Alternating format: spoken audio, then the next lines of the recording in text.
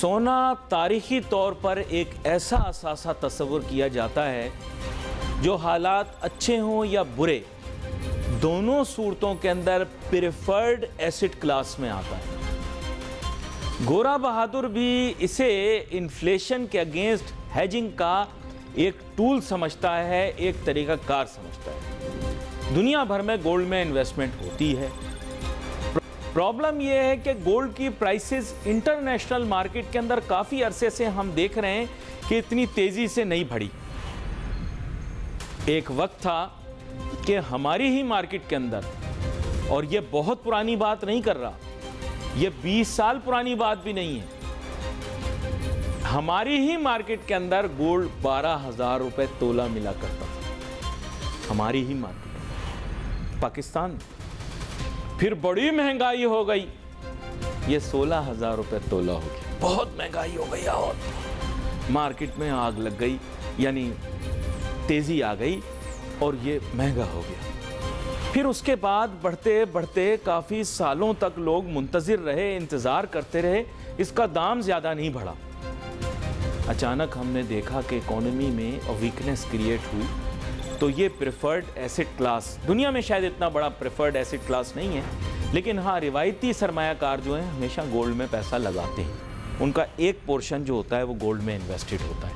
Internationally conventional जो investors होते हैं। खैर, to cut the long story short, Pakistan के अंदर अब सिलसिला कुछ ऐसा बना कि पिछले साल जब हमने देखा कि डॉलर की कदर में तेज़ी आई, बढ़ा डॉलर, तो फिर मामलात ऐसे हुए कि डॉलर से अटैच जितनी कमोडिटीज़ ईजीली एक्सेसिबल थीं उनकी कीमत भी बढ़ गई, जिसमें गोल्ड था। गोल्ड की खूबी पाकिस्तान में यह है कि इसकी कोई मनी ट्रेल और कोई डॉक्यूमेंटेशन नहीं है। जहां फिजिकल गोल्ड की मैं बात कर, बेटी की शादी होती है, उसकी सिक्योरिटी के लिए, उसके फ्यूचर के लिए उसको जेवर दिया जाता है, वो कभी नहीं बेचती। बहुत कम ख़वातीन ऐसी होती हैं बड़ी मजबूरी में अपना जेवर बेचती हैं। वो सारी ज़िंदगी जेवर उनके पास रहता है, फिर या तो उसी जेवर को दोबारा ज्वेलर को देकर नए स्टाइल का बनवा के अपनी बेटी को ब्याहती हैं, या फिर वो जेवर लाकरों की जीनत बना रहता है, घर में संदूकों की जीनत बना रहता है, या अलमारियों के अंदर, चाबी वाली अलमारियों के अंदर छुपा के रखा जाता है। इतनी बड़ी एसेट क्लास अगर आपके मुल्क का सिर्फ सोना कंसिडर कर लिया जाए ना, जो औरतों को जहेज़ में मिला है, और आज उसे आप प्रोडक्टिव एसेट बना लो, तो मैं ये तो नहीं कह सकता कि आपका बैरूनी कर्जा ख़त्म हो जाएगा, लेकिन इतना ज़रूर है कि कम काफ़ी हो जाएगा। खैर, यहाँ पर हमने देखा कि गोल्ड की स्मगलिंग भी शुरू हो गई, मिसयूज़ भी शुरू हो गया, स्पेकुलेशन भी शुरू हो गई, और प्रीमियम के ऊपर पाकिस्तान में गोल्ड बिकना शुरू हो गया। और इसके बाद फिर ज़ाहिरी बात है, काले धन के इस मार्केट में एंटर हो जाने के इल्ज़ामात भी आए। फिर कहीं कहीं ऐसी इतलात भी आई कि लोगों ने इसमें स्पेकुलेशन बेहद शुरू कर दी। खैर, मामले को यहाँ तक रखते हैं। अब हुकूमत जो है उसने बड़ा स्ट्रॉन्ग एंटी स्मगलिंग स्टांस लिया है। फिर एक साहब हैं जो कि अपने दौर में तो कुछ कर नहीं सके, एक साहब हैं so called financial expert specialist, जिनको जब ओहदा मिला तो वो कुछ कर नहीं सके। अब वो आज बता रहे हैं कि मुल्क के अंदर सोने की स्मगलिंग इतनी हो रही है और इतना टन सोना हर साल आता है, वगैरह वगैरह वगैरह। ठीक है, उनकी वजह से और ज़्यादा क्राइसिस क्रिएट हो गया। तो जो ऑलरेडी मार्केट ख़राब थी उसमें एक और पैनिक की कैफियत आ गई। खैर, एनीवे, मैं सैल्यूट करता हूँ जनरल आसिम मुनीर साहब को, जिन्होंने अच्छे इकदाम लिए। उसके बाद फिर हमने देखा डॉलर की कदर में कमी आई, और इसी के साथ साथ हमने गोल्ड की मार्केट के अंदर भी देखा कि इस्तेहकाम आया और कीमतें जो थी वो नीचे भी गई, फिर उसकी वजह अपनी जगह मुस्तहकम भी हुई, लेकिन अभी भी स्पेकुलेशन चल रही है। खैर, यहाँ पर मैंने दावत दी है जनाब हाजी हारून चांद साहब को, जो कि इस माहिर भी हैं, इनकी जो ताजिर तंजीम है उसके सरबराह भी हैं। वेलकम करता हूँ आपको शो में। और साथ हमारे हैं एहसन मेहनती साहब, जो कि कमोडिटी के शोबे के अंदर एक्सपर्ट भी हैं, चीज़ों पर बड़ी गहरी निगाह भी रखते हैं। आगाज़ में क्योंकि ख़बर जो है वो हाजी हारून चांद साहब से मंसूब है कि ये शायद गुस्से में आ गए, इन्होंने कहा साहब मैं छोड़ता हूँ, इस्तीफ़ा देता हूँ, तो जो नेकी के काम कर रहा हूँ मैं उसमें लगा रहूँगा, अच्छे काम मैंने बहुत सारे शुरू किए हैं, ये बता रहे थे अभी, तो इन्होंने कहा मैं तवज्जो वहाँ देता हूँ, मैं अब ये सराफा वगैरह का काम छोड़ता हूँ। तो क्यों भाई इतने तैश में क्यों आ गए, इतने गुस्से में क्यों आ गए आप हाजी हारून चांद साहब, ऐसे दिल बर्दाश्त क्यों हो गए?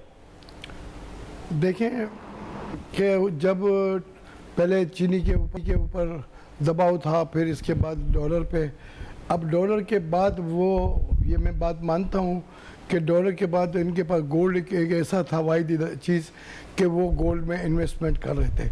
बाकी ये दबाव इतना बढ़ता गया और फिर कानून नाफिज करने वालों ने, इदारों ने हमारे 5-6 बंदे उठाए और हमें आला अथॉरिटी हसास इदारों ने इस्लामाबाद में बुलाया कि आप 2:30 बजे जुम्मे वाले दिन आ जाएं।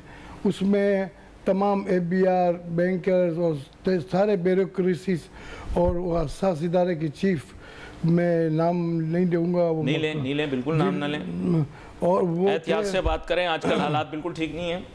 तो वो बैठे, हमसे बात की, तो मैंने इनको यही कहा कि भाई मैं मानता हूँ उस बात को कि आज से तकरीबन 1 महीना पाकिस्तान में हर आदमी को, बिजनेसमैन को मालूम है कि मैं बैठा था कंप्यूटर देख रहा था मोबाइल, तो 10 मिनट में 15,000 रुपये भाव बढ़ गया था। तो मैं तेज़ में आ गया और मैं गुस्से में आया कि मैं बुलियन को सील लगा दूंगा, तुम्हारे बाप की दोराजी नहीं है, तुमने ये जो कारोबार जो किया है लोगों को मरवा।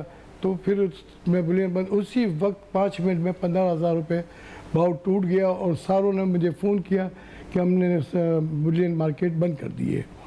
तो जब मैं समझता हूँ, लेकिन आप इस बात को मानते हैं कि स्मगलिंग हो रही है, उसे रुकना चाहिए?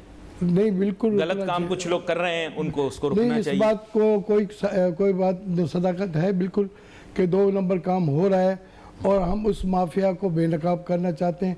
उसमें उस माफिया ने हमारी इंडस्ट्री को तबाह बर्बाद किया। छोटे दुकानदार जब ऑर्डर लेते हैं और 10-10, 20-20 हज़ार रुपये बढ़ जाते हैं तो उनको नुकसान होता है। अब आपको बताऊं कि पिछले 10 साल से, जब से कोविड आया है, कि मुल्क में परचेसिंग पावर नहीं है, कुव्वत खरीद नहीं है।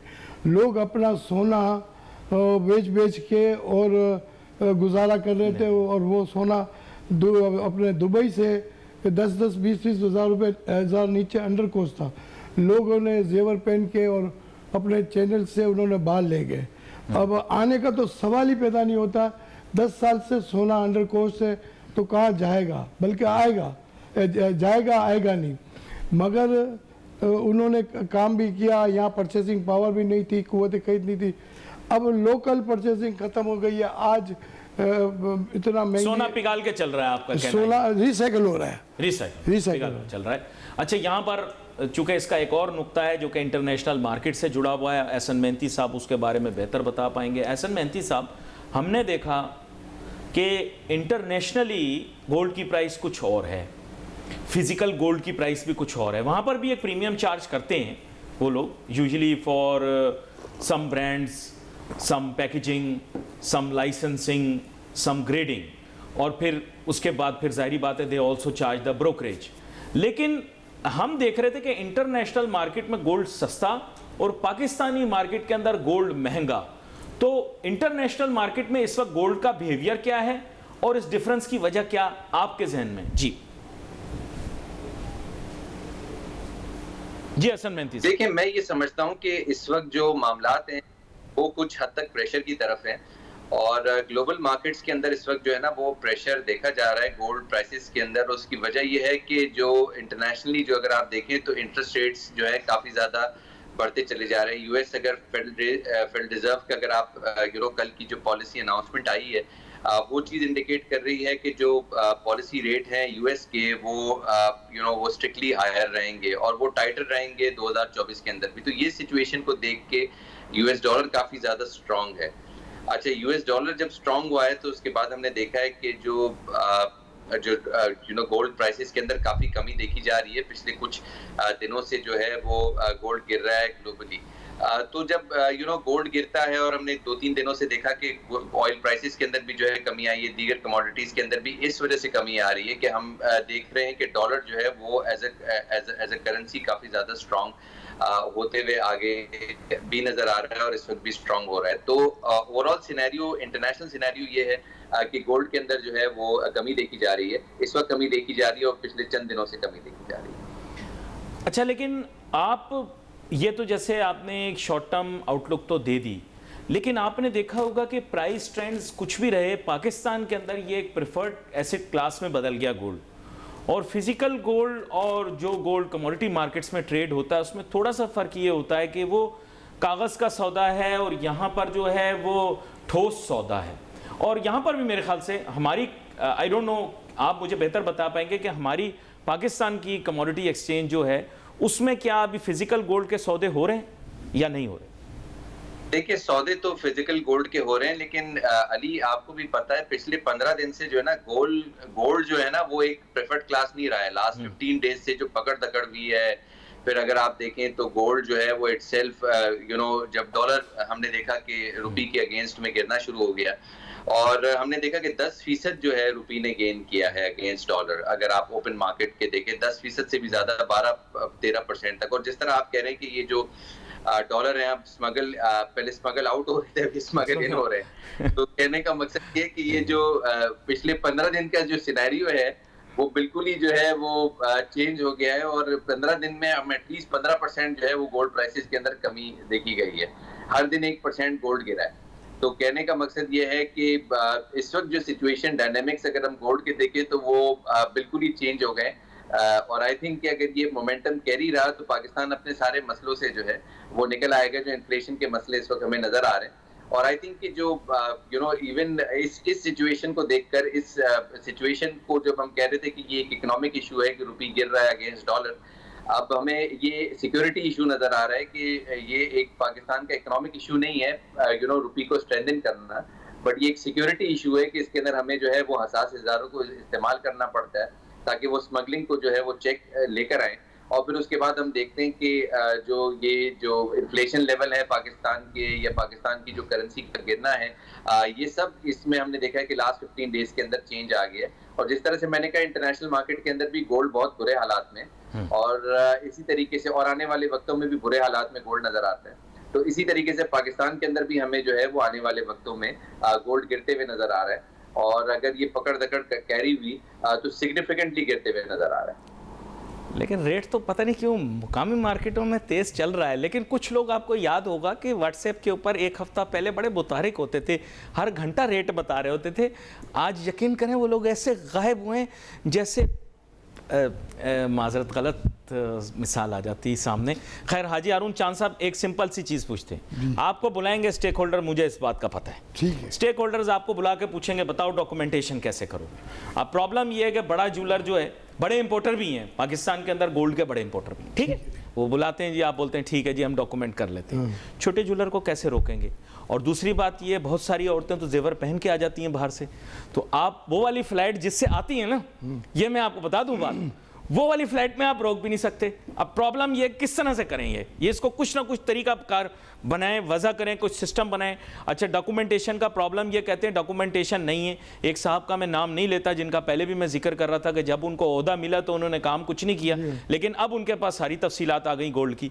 तो बात ये, डॉक्यूमेंटेशन का तरीकाकार क्या वजह करेंगे, वो आपसे पूछेंगे डॉक्यूमेंट करो, क्या करेंगे डॉक्यूमेंट, कौन सा डॉक्यूमेंट बनाएंगे, बताएं हमें। तो मैं आपको बताऊँ, हमारी इम्पोर्ट ही नहीं है, और रिसाइकल गोल्ड है कि पुराना गोल्ड आता है वो हम उसको गलाते हैं और उसको ज़ीरो करके, और लोकल अब ARY और KB के जो पीस बन रहे हैं, नो इम्पोर्टेंट लोकल है, जिसको पासा भी बोल सकते हैं और टिटी बार भी कह सकते हैं। एक छोटी सी ब्रेक ले लूं, एक छोटी सी ब्रेक ले लूं, गला थोड़ा खुश्क हो रहा है, और उसके बाद जो है वो फिर हम अपनी गुफ्तगू को जारी रखेंगे। Let's take a short break.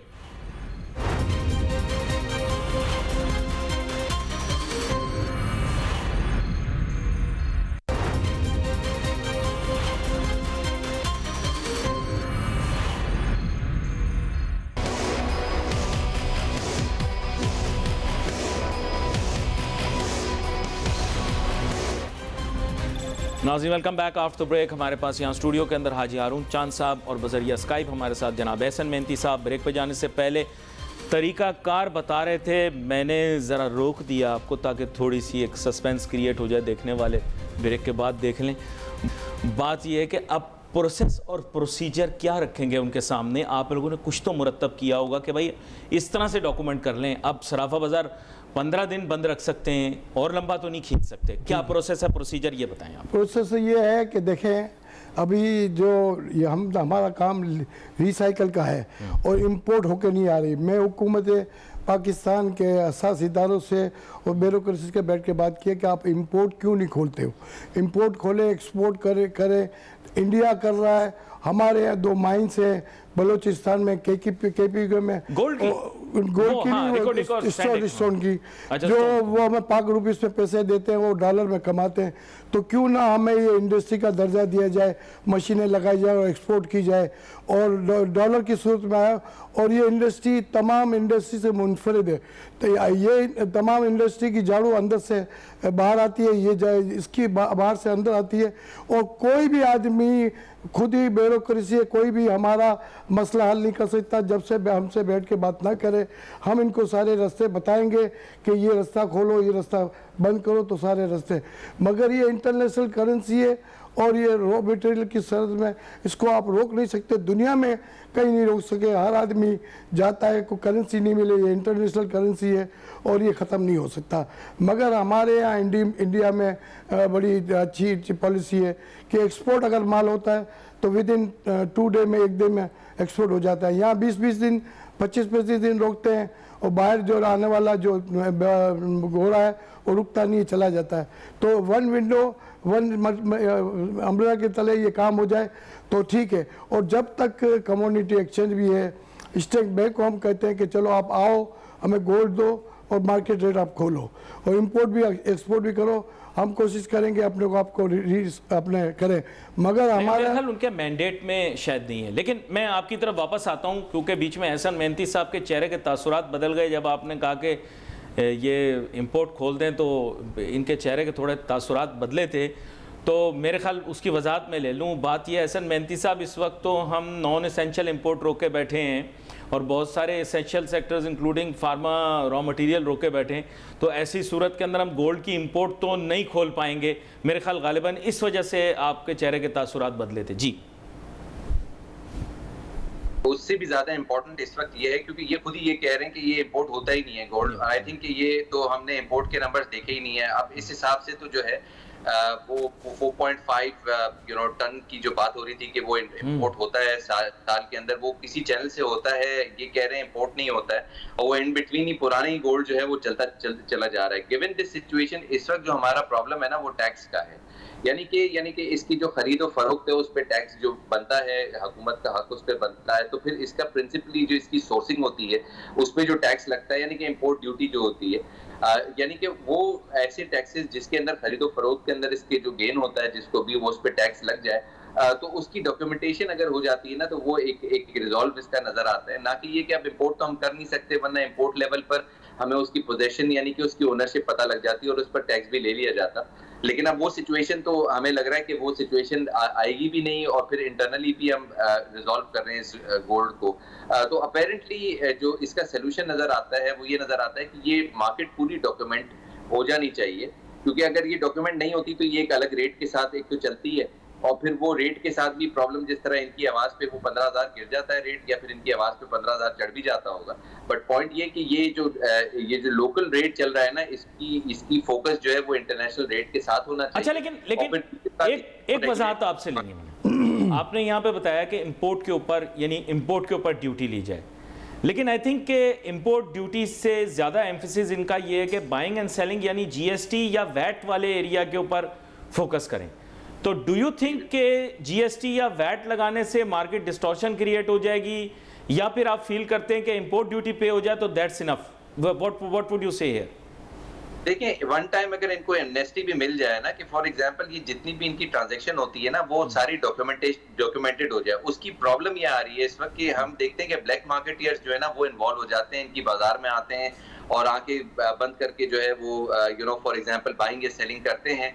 तो उसमें क्या होता है कि अगर हमारी जो इकोनॉमी डॉक्यूमेंट नहीं होती है उसमें स्मगलिंग का भी अंसर आ जाता है और फिर उसके बाद उसके अंदर ये भी हो जाता है कि ब्लैक मार्केटियर्स इनकी मार्केट को जाकर यानी कि अच्छे प्लेयर्स को भी खराब कर देते हैं। फॉर एग्जांपल ये भी अगर आप देखें तो ये हिस्टोरिकली इस मुल्क की डेवलपमेंट में कंट्रीब्यूट कर रहे हैं, बट इनकी जो कंट्रीब्यूशन है वो जीडीपी में कहीं नहीं आ रही है। तो कहने का मकसद ये भी चाहते हैं कि इनको अगर कोई तंग नहीं करे तो ये डॉक्यूमेंट हो जाएंगे, तो आई थिंक कि इनकी जो अच्छी बातचीत है वो अगर हो जाती है रेगुलेटर से, यानी कि फिर सिक्योरिटी एजेंसी से भी अगर इनकी अच्छी बात हो जाती है, तो अपने आप को अगर ये डॉक्यूमेंट कर देते हैं तो भाई क्यों नहीं कोई ट्रेड करना चाहेगा। इस ये ग्लोबली ट्रेड होता है सोना, तो सोना पाकिस्तान में भी ट्रेड होना चाहिए, और फिर जाहिर है उसके अंदर जो रेलेवेंट टैक्सेशन का एलिमेंट है उसमें ये कंट्रीब्यूट करें। उससे फायदा ये होगा कि जो ब्लैक मार्केटियर या जो इनकी मार्केट को खराब करने आते हैं, जो ये भी नहीं चाहते कि इनकी मार्केट खराब हो, तो वो उससे सिचुएशन से निकल जाए। तो आई थिंक कि इसमें एक दोनों रोल है, एक तो इनको एमनेस्टी दी जाए इनिशियली इन सारी चीजों को डॉक्यूमेंट करने के लिए, एंड सेकंड लेवल पर जो है जो भी इनकी जो इनकी जो ट्रेड होती है, अगर उसको गवर्नमेंट का जो टैक्स जाया होता है उसके अंदर ये टैक्स नहीं मिलता, उसको जो है फिर हम उसको डॉक्यूमेंट करके गवर्नमेंट को जो है रेलेवेंट टैक्स भी दें। उससे इनकी भी बचत हो जाएगी कि इनकी मार्केट में डिस्टॉर्शन चलती है इंटरनेशनल बाजार के साथ, वो डिस्टॉर्शन खत्म हो जाएगी। और इम्पोर्ट तो ये वैसे भी कह रहे हैं कि इम्पोर्ट नहीं होता अब गोल्ड। फॉर एग्जाम्पल अगर जो इम्पोर्ट नहीं होता है और अगर जो कोई होता भी है तो इम्पोर्ट स्टेज पे गोल्ड हो जाए और टैक्स हो जाए, और अगर जो नहीं होता है फॉर एग्जाम्पल जो बाजार के अंदर रेट चल रहा है वो इनकी डॉक्यूमेंट हो, सारी इनकी जितनी भी ट्रेड होती है वो सारे जो है टैक्स कागजात में आ जाए, और उसकी एक इंटरेस्टिंग चीज है। यहाँ पे इनपुट ये है कि वो कह रहे हैं कि आपको वन टाइम एमनेस्टी दे दें, लेकिन अब प्रॉब्लम ये है कि इसका एक एस्पेक्ट ऐसा, बाकी तो सारा एलेबरेट कर दिया एहसन मेहनती साहब ने, उसको आप एलेबरेट कीजिएगा कि कोई खातून आपके पास आती है पुराना सेट लेकर, अब वो आपके पास लेकर आई, उनके पास पुरानी रसीद नहीं है, अच्छा। आपने वजन करके दिया, अब एम ये कि फिर एमनेस्टी आपको उसको भी देनी पड़ेगी। वो एमनेस्टी वन टाइम, यानी जो भी आप समझ लें 3 महीने 6 महीने 8 महीने, कोई अपनी पुरानी ज्वेलरी आपको बेचने के लिए आ रहा है तो फिर उसको भी एग्जेम्प्ट करना पड़ेगा। नहीं, करेक्ट नहीं, ये आपकी बात सही है। देखिए मैं इनका सवाल का जवाब देता हूँ कि रज़ाक दाऊद साहब ने ये चीज़ और सलीम चाबरिया ने बनाई थी, वो मुझे मालूम था कि ये फिज़िकल काम इनका नहीं है, इनका भी वादे के सौदे हैं और कागज़ों पे काम है। हम बेसिकली रेडी का काम और ऑफिशियली काम कर रहे हैं। देखिए इसमें आपके मैंने पहले भी कहा था कि कम्युनिटी की गोल्ड में नहीं रखे, चावल वगैरह में बेहतर है, मगर वहाँ के लोग जो ब्रोकर हैं, कुछ इनके मेंबर हैं और कुछ हमारे मेंबर मिलके वो सट्टाबाजी करते हैं। इसमें कोई शक नहीं है कि यहाँ का रेडी का सौदा लेके वादे में वहाँ भेज दिया। मैं माँ हूँ इस चीज़ की, मुझे सब कुछ मालूम है कि लीगलाइज किया अनलीगलाइज किया है, कौन क्या करता है कौन नहीं कर रहा। मैं एक बात जानता हूँ कि जब 98 में 23 रोज़ा मैंने हड़ताल की थी तो हमने बैठ के FBI से बात की कि आप GST किस पे लगाओगे, हमारे सोना जो मिला करके 100 रुपये पे 90 रुपये निकाल दो, 10 पे 1.50 लगा दो, देने को तैयार है। उसके बाद जितने बड़े दुकानदार हैं जो माल में जिनके बिल इतने आ रहे हैं, जिन पे क्रेडिट कार्ड है, वो GST में POS में हो गए हैं, और कई लोगों को क्लियर किया गया। सब अपने ये वजीर खजाना ने 300 स्क्वायर फीट को फिक्स कर दिया था। हमने कहा कि देखें एक आदमी ये इतना है कि जिसके रखने की जगह नहीं है, और एक आदमी करिया घोट की ठट्ठा और गाँव में फूक मार के वो बैठा, वो भी जोलस कहते हैं। तो अब बताओ कि वो कहाँ से डॉक्यूमेंट्स करेगा, वो काम करेगा, मुंशी रखेगा कि रिटर्न दाखिल करेगा। ये बड़ा अहम नुक्ता है आपका, ये भी आ गया। एक छोटी सी ब्रेक लें, ब्रेक के बाद वापस आते हैं और बात को कंक्लूड करते हैं। Let's take a short break.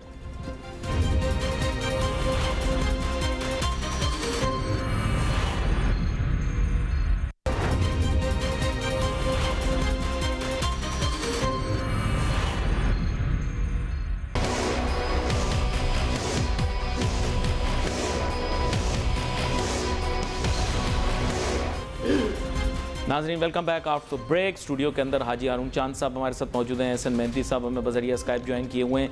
Ehsan मेहनती साहब, वजाहत इस चीज़ की आपसे ले लूँ। अब बात कुछ ऐसी है कि ये बड़ा एक टेक्निकल इशू ये है कि परहैप्स जैसे आपने कहा कि इसका सोल्यूशन शायद यही हो कि वन टाइम एमनेस्टी हो जाए, क्योंकि if you look at it from 1947 और इवन प्रीवियसली ये कभी भी डॉक्यूमेंटेड सेक्टर नहीं रहा, लेकिन लोगों ने कभी इसको इस नौयत से या इस नज़र से कभी देखा भी नहीं था जिस तरह की कैफियत आजकल पैदा हो गई। डू यू फील कि there is a possibility to control और डॉक्यूमेंट गोल्ड, और is it better to develop a larger framework for gold, for forex and for all such investments और एसेट क्लासेस जो कि हमारे मुल्क के अंदर डॉक्यूमेंटेड नहीं हैं, ताकि एक रेगुलेटरी फ्रेमवर्क सब चीज़ों के लिए तैयार हो जाए, फॉरेन एक्सचेंज यानी कैश डॉलर के लिए भी तैयार हो जाए, गोल्ड के लिए भी तैयार हो जाए, और भी अगर कोई इस तरह की एसेट क्लास है तो उसके लिए भी तैयार हो जाए? Do you think some framework can be made? क्या कहते हैं आप? देखिए, बिल्कुल, अगर इसके अंदर कोई रेगुलेटर नहीं होगा या इसकी ऑब्जर्वेशन नहीं होगी, जिस तरह से मैंने इनिशियली आपको बताया कि जो पाकिस्तान के अंदर इन्फ्लेशन है, वो इकोनॉमिक इशू नहीं है, वो सिक्योरिटी इशू है। फॉर एग्जांपल, अगर हमसे हमारी जो जितनी कमोडिटीज़ हैं, अगर कोई लेके ही चला जाएगा, हमारी व्हीट लेके चला जाएगा, स्मगल हो जाएगी, शुगर स्मगल हो जाएगी, हमारा गोल्ड स्मगल हो जाएगा, तो ये सारी चीज़ें यहाँ पर शॉर्ट हो जाएंगी। तो ये इस वक्त जो है ना, वो हम देख रहे हैं कि ये एक सिक्योरिटी इशू है, जो अफगानिस्तान, ईरान में हमारी चीज़ें चली जाती हैं और फिर उसके बाद हमारे पास यहाँ पे शॉर्टेज हो जाता है। तो ऐसी सिचुएशन को देखते हुए इनकी भी बेहतरी यही है, फॉर एग्जांपल ये सराफा बाजार की, कि भाई ये इसको एक जो है ये सिक्योरिटी एजेंसीज के हाथ में ये कर दें। उससे ये होगा कि जो जितने भी मामलात हैं, कि यहाँ जितने भी हमें देखते हैं कि हम यूज करते हैं, घर के अंदर की चीजें यूज होती हैं, वो सारी चीजें जो है वो हम देखते हैं कि वो जब शॉर्ट हो जाती हैं तो उसकी प्राइसिंग के अंदर प्रॉब्लम आ जाता है, फिर उसके बाद पुलिसिंग हो जाती है, उसकी जाकर एजेंसीज इन्वॉल्व हो जाती हैं। तो आई थिंक इसका हल यही है कि रेगुलेटर इसको असेस करें, इनके रेट्स को, और साथ में इनको जो है वो एक एमनेस्टी प्रोवाइड हो जाए, ताकि जिसको भी अपने मामलात को डॉक्यूमेंट करना है, वो एक कैपेसिटी के अंदर वो डॉक्यूमेंट उसको कर दें। और स्पेशली इस प्रोडक्ट के लिए इसलिए कर दें कि जाहिर है लोगों के पास व्हीट का भी स्टॉक होता है, इन्वेंट्रीज होती हैं, जाहिर है घर के अंदर भी इन्वेंट्रीज होती हैं, वो सारे हम टैक्स रिटर्न के अंदर तो नहीं डालते।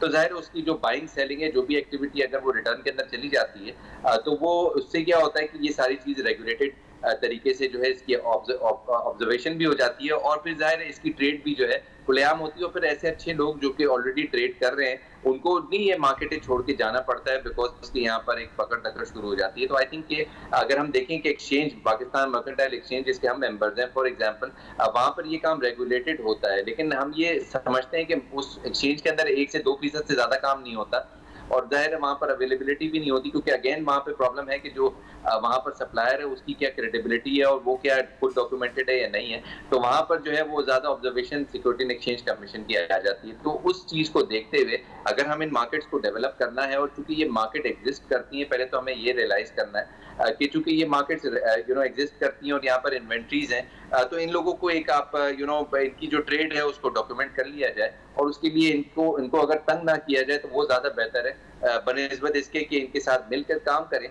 तो फिर उसमें क्या होगा कि हमें रिजल्ट्स अच्छे नजर आएंगे। लेकिन हो सकता है कि ये उस मैकेनिज्म से एग्रीड ना हो। क्या ये बेहतर नहीं होगा कि फिर एक गोल्ड एक्सचेंज कमोडिटी एक्सचेंज से हटके हो, जो कि स्पॉट हो, फिजिकल हो, जो कि फिर ये लोग उसमें प्ले कर सके? क्योंकि they might not be comfortable in going to the commodity market, they may not be comfortable, जिसे वादे का सौदा ये कह रहे हैं या आप लोग फ्यूचर्स कहते हैं, they may not be comfortable in that. They want a spot market for themselves. Can we develop a physical gold exchange which caters to the jewelers? क्या कहते हैं आप?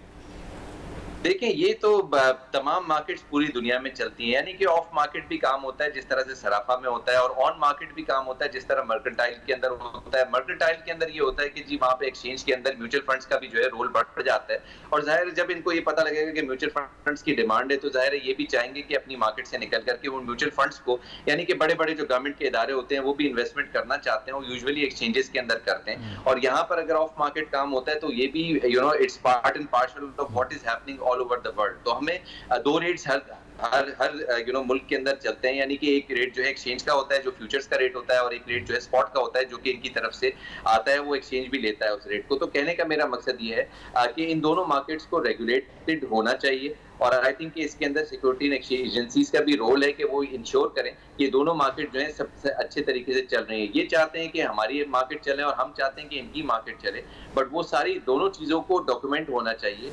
ये नीड ऑफ द टाइम है, और documentation के लिए it is important कि उस एरिया के अंदर जो एक सॉफ्ट उसकी एक इमेज जो है वो कायम हो, ये भी खुश रहें, ये भी काम करें, और जाहिर है जो भी ये ट्रेड करें उसके अंदर सेल्स टैक्स का एलिमेंट हो, यानी कि जो भी ट्रेड इनका होता है, यानी कि बाइंग सेलिंग होती है, वो सारी रिकॉर्ड पर आनी चाहिए, गवर्नमेंट के खातों में वो चीज नजर आनी चाहिए। एट द सेम टाइम इनके ऊपर पकड़ दकड़ नहीं होनी चाहिए, बिकॉज इसको एनकरेज करने चाहिए इनके ट्रेड को, ये खुश दिली से काम करें, सोने का सोना बेचें, खरीदें। एट द सेम टाइम अगर ये कोई चीज अपनी डॉक्यूमेंट करते हैं तो इनको कोई तंग नहीं करे, फॉर एग्जाम्पल। जी, अहम नुकता यहाँ पर आ गया, लेकिन सेल टैक्स, फिर सेल टैक्स देंगे?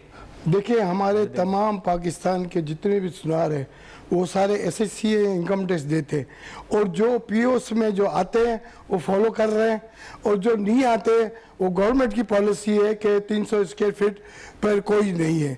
जब एक छोटी छोटी दुकान आप जो कम्युनिटी चला रहे हैं, आप तो सिर्फ कम्युनिटी चला रहे हैं, हम तो दुकानों पे बैठ के बोर्ड टैक्स भी देते हैं, इनकम टैक्स भी देते हैं, प्रॉपर्टी टैक्स देते हैं, दुनिया भर के टैक्स देते हैं। आप लोग तो अपनी कंप्यूटर पे बैठ के बस वो टैक्स दे दिया, हम दुनिया भर के टैक्स दे के भी नेटवर्क पे बैठे हुए हैं, फिजिकल काम नहीं, लेकिन सेल टैक्स वाली बात की ना, सेल टैक्स सेल टैक्स जो इसमें POs में आता है उसको वो दे रहे हैं, हम राजी है, दे रहे हैं बिल्कुल।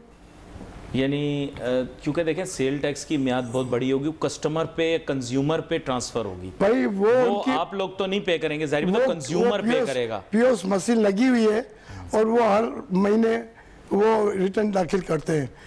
वैसे इनकम टैक्स जो साल में होता है उनके महीने महीने होता है, उसमें कंप्यूटर पे और एग्जेम्पशन किसको है जिसकी शॉप 300 स्क्वायर फीट है, उससे छोटी 300 स्क्वायर से जितनी भी छोटी है उसको GST नहीं देना है।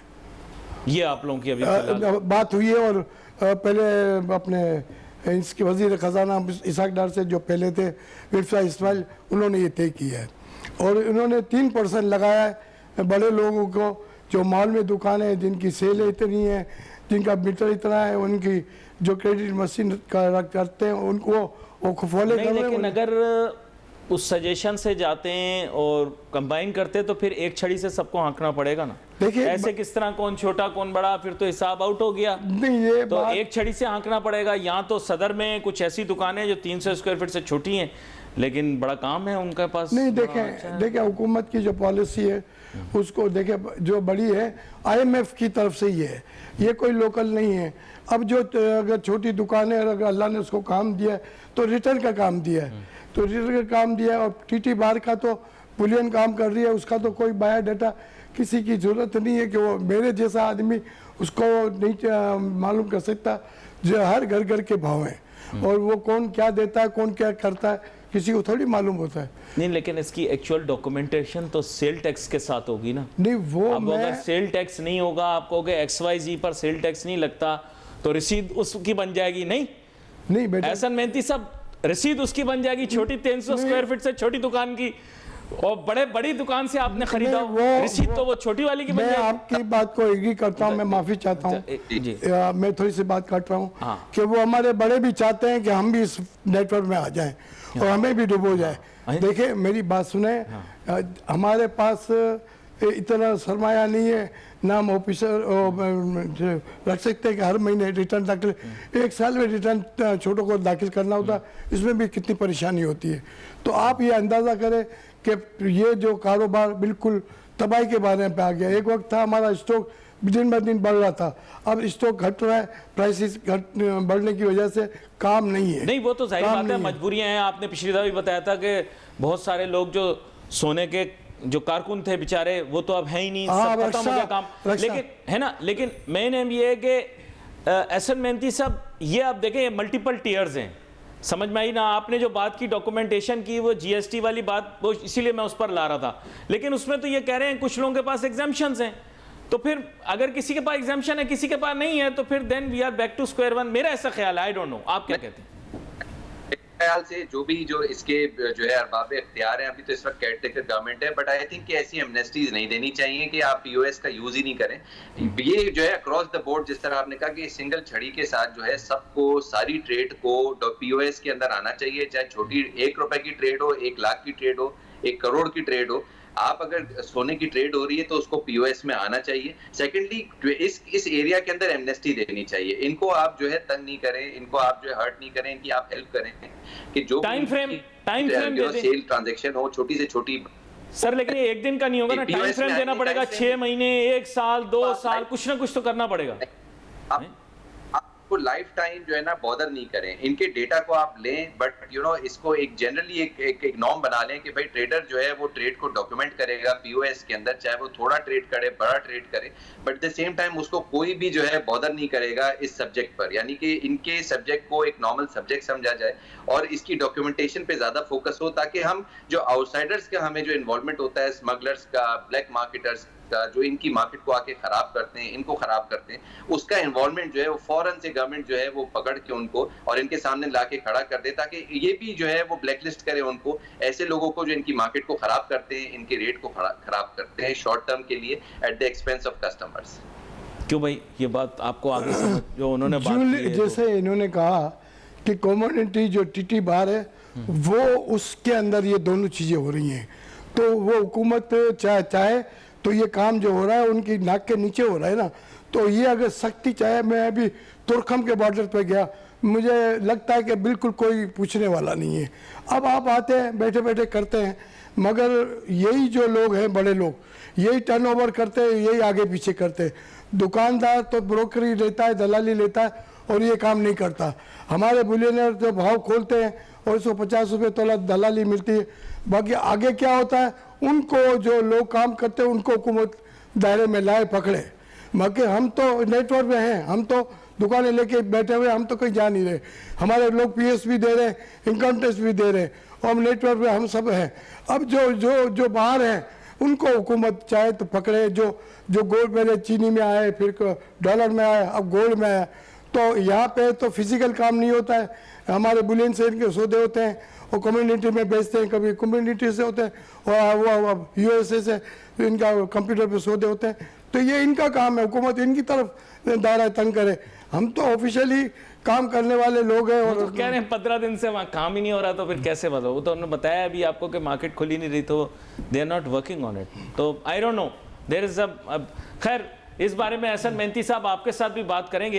एहसन मेहंती साहब तो बिल्कुल नरम मिजाज रखे हुए हैं भाई, वो कह रहे हैं कि आप लोगों को तंग ना किया जाए, आप लोगों को परेशान ना किया जाए, आपके लिए आसान सिस्टम बनाया जाए। जी मेहंती साहब से मैं आपके चैनल के थ्रू कि रज़ाक दाऊद और सलीम चाबना ने मुझे बहुत कहा था कि आप लाइसेंस ले लें, अल्लाह आपको खुश रखे, ये भी एक हमारा ही काम है, वो मैं नहीं कहता हूँ, बट ठीक है, हर घर में अच्छे बुरे और होते हैं, इसमें कोई ऐसी बात नहीं है। आप अच्छा जहन लेके बैठे हो कि हुकूमत पाकिस्तान में डॉक्यूमेंट्स होना चाहिए, मगर जिसका इनपुट ही नहीं है, जो रिसाइकल है, हिंदुस्तान बना था, लोगों के पास पैसा नहीं था, यही सोना था, उसको बेच के बनाया। आज लोग अपने बालियाँ और अंगूठियाँ लेके आती हैं और खुद होती हैं, हमें रुलाती है कि इलेक्ट्रिक का बिल आ गया, शुगर का बिल आ गया, बच्चे का, लोग खुदकुशियाँ कर रहे हैं। और एक कम्युनिटी ऐसी है जो जिनके पास रखने की जगह नहीं है, वो उनके नाक के नीचे काम हो रहा है। क्या कानून नाफिज करने वाले इदारे को नहीं मालूम है कि ये कौन कर रहा है, कौन नहीं कर रहा है? ये छोटे लोगों को जो बेचारे नेटवर्क में है उनको मज़ीद परेशान करके जाए। हाँ, अब इंशाअल्लाह ताला आपके चैनल से मैं ये वादा करता हूँ कि इंशाअल्लाह ताला वीकली रेडी के सौदे होंगे, 9 वीकली। मैं सट्टे का काम बिल्कुल बंद, रेडी लो और रेडी दो। अगर ये नहीं बात माने तो मैं अपने हाथ भी खड़े कर दूंगा और मुझे कानून नाफिज करने वालों ने कहा कि आप रिजाइन मत देना, फिर हमारा काम है कि हम जाने, हमारा काम जाने। तो मैं state but the market will have to, the rate will have to open ना, कब से खुलेगा ये बताएं। इंशाअल्लाह ताला देखें, अगले सौदे इतने भारी हैं, जब तक आप उनको अश्योरेंस नहीं देंगे ना, वो रेट नहीं खोलने देंगे। मेरा नहीं ख्याल आपको खोलने देंगे, क्योंकि जब तक आप अश्योरेंस नहीं देंगे कि ब्लैक मार्केटर्स और स्मगलर्स के खिलाफ एक्शन नहीं होगा और आप डॉक्यूमेंटेशन की तरफ नहीं आएंगे, तो वो आपको कैसे रेट, मेरा ऐसा ख्याल है कि रेट खोलने उस तरह से नहीं देंगे। कल तक तो मेरी रिपोर्ट थी जुम्मे तक का भाव खुलेगा, मगर अब मैं सोचता हूँ कि मंडे को इंशाल्लाह अल्लाह ने चाहा तो आज ही मैं दौरे से आया हूँ कराची और मैं बुलियन में जाऊंगा और मुसावत करके मैं ऐलान करूंगा। एहसन मेहंती साहब, कंक्लूडिंग रिमार्क्स, फिर मुझे जाना है जी। एहसन साहब, देखिए, आई थिंक कि डॉक्यूमेंटेशन है वो रिजॉल्व है, जितना ये डॉक्यूमेंट करें अच्छा है, लेकिन जाहिर है जो अरबाब इख्तियार है उनसे ये बात करने के भाई इनको जो है किसी भी तरीके का जो है वो पेनल्टीज इन पर नहीं लगे, और ये अपनी सारी ट्रांजैक्शंस को अगर डॉक्यूमेंट करते हैं तो वो भी काफी ज्यादा इंसिस्ट करेंगे कि ये ट्रेड जो है फरोख्त हो पाकिस्तान में, और ब्लैक मार्केटर्स को हमें या स्मगलर्स को इस मार्केट से बाहर निकालना है। सट्टा बुरी बात नहीं है, बात ये है कि जो भी करता है वो डॉक्यूमेंट करे सारी सिचुएशन। दो एक जाविये भी आ गए, अहम चीज़ भी सामने आ गई, डॉक्यूमेंटेशन की ज़रूरत को हम महसूस भी कर रहे हैं और उसकी जानिब जाना भी चाहिए। दोनों मेहमानों का मैं शुक्रिया अदा करता हूँ, शो पर वो शामिल हुए। नाजरीन भी wait for message on. Ali Nasir हमारी टीम को इजाज़त दीजिए, अल्लाह हाफिज़।